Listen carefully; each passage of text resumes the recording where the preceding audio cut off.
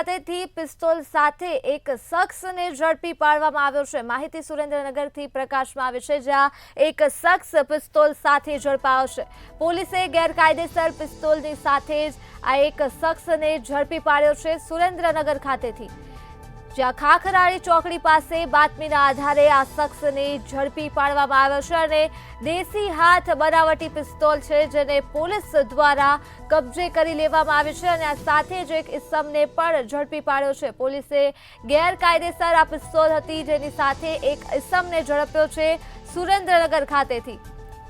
તો પિસ્તોલ સાથે એક શખ્સ ઝડપાયો છે, જ્યાં પોલીસ દ્વારા મહત્વની કાર્યવાહી પ્રકાશમાં આવી છે, જેઓએ આ શખ્સને ઝડપી પાડ્યો છે।